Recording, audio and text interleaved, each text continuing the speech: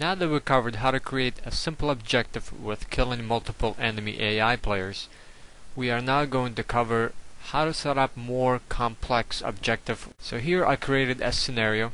This scenario is a neutral AI is going to give us an objective. He's going to give us a quest to complete. It contains that we need to find a set of keys to this house to a locked door.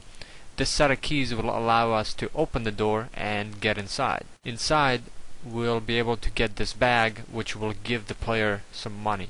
And this will complete the objective. And once we leave and walk out the door, the same farmer will be an enemy and he's going to be trying to kill us.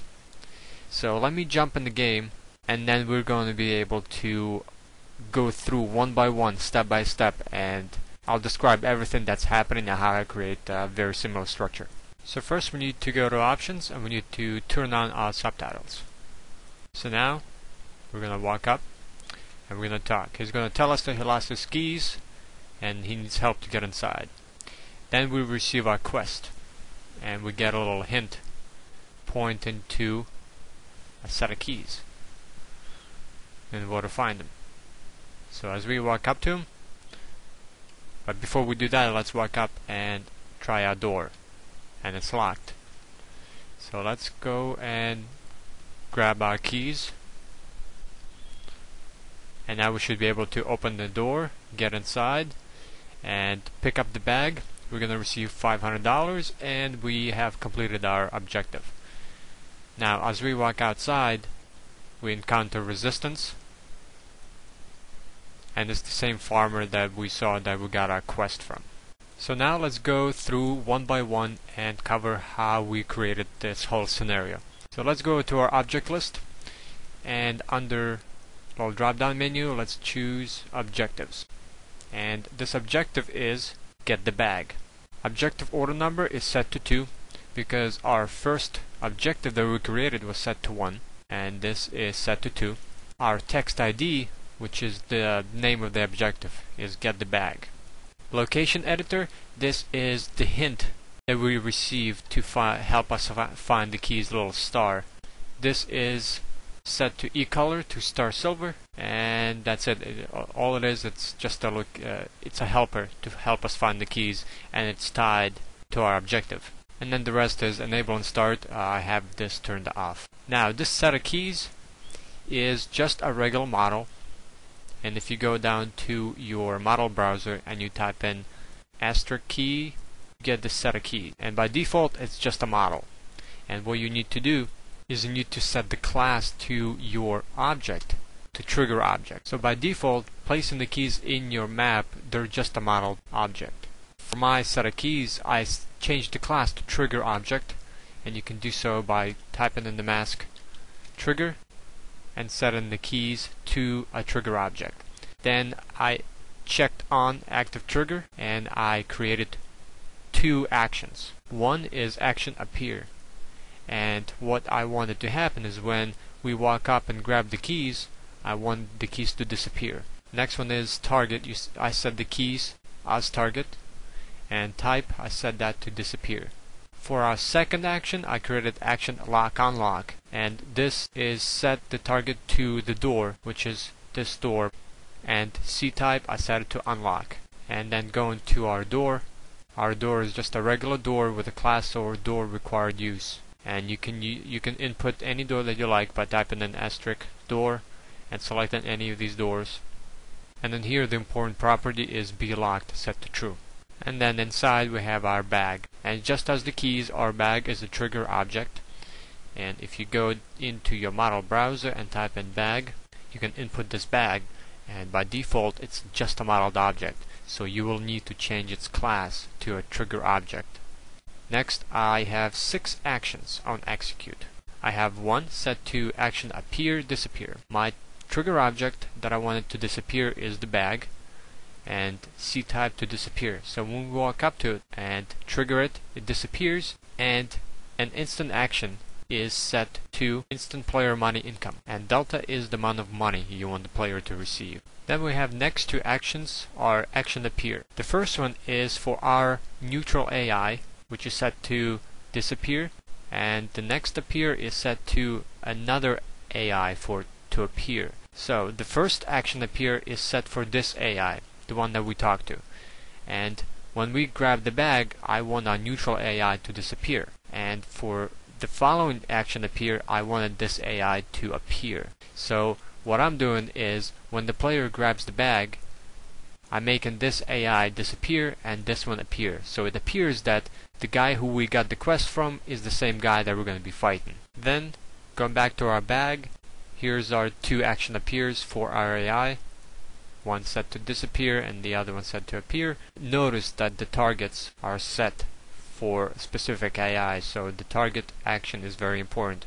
And then act music is just a regular music node that gets activated and starts when we achieve our objective. And the last one is action accomplish. It's set to our objective, get the bag, and it tells us that we have completed our quest, our objective. Now going back to our neutral AI, the one we get our objective from, he needs to perform a set of actions on execute. So by going into properties of our neutral AI, so on execute action we have two items. One is action dialogue wait. This is the dialogue that gets shown to us for that the guy lost his keys and he needs us to get inside the house. And the second action is action enable disable, and this enables the objective get the bag. C type is set to enable. Now let's cover the important part of action dialogue wait. So to create a dialogue inside ChromEditor is go under type where it says model, you create a new dialogue. Press add new object. Here's the dialogue that I have created. I name my dialogue character bag.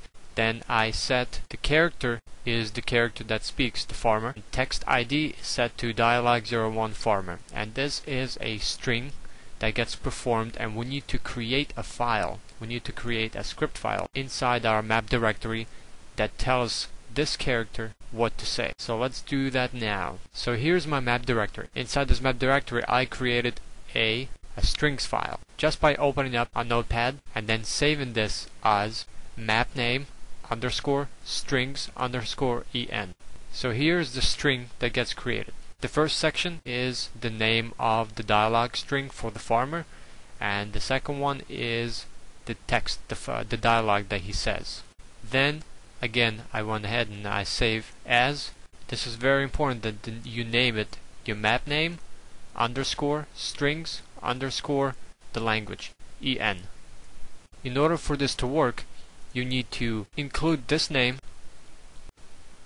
and surround that name with and key characters. So by going up to the first section and by pressing Shift 7 and ending it with Shift 7. That is how you create a string that the dialogue you're able to have this character talk. And by including these and, it will read into your script file and it will say this dialogue. So to make sure that we cover this properly, first open up the notepad and save map name underscore strings underscore en. And en stands for English. If you want it as French, here's the extensions for French, German, and so on.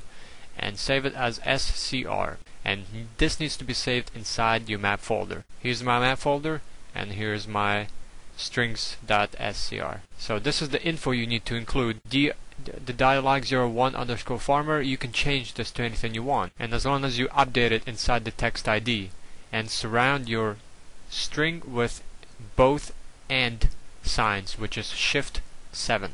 Also, if you want to include an audio file in your dialogue, you need to have an OGG or a WAV file, and it needs to be placed inside your map directory. If you change the name of the file to match the string name, and when you execute, the dialogue will show up and the OGG or the waves, the sound file will play.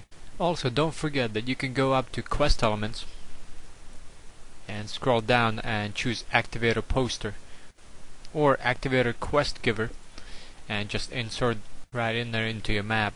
And by selecting this poster, you just drag it up and you're able to position this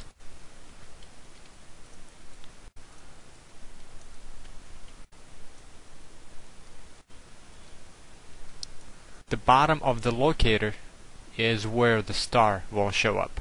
So if you want to take this and if you want to drag it up, the star will show up right on the bottom of the axis. And by double clicking on the locator, you can go inside and start modifying the properties. And also by going inside the quest activator poster, you can start modifying everything that's set. So this is just since we've been going into depth and covering the advanced part of setting up objectives, now you can confidently go inside and start modifying the actions and specifying the actions to what you want in your objectives. So this is another way for you to start quickly setting objectives, is by using activator poster or activator quest giver.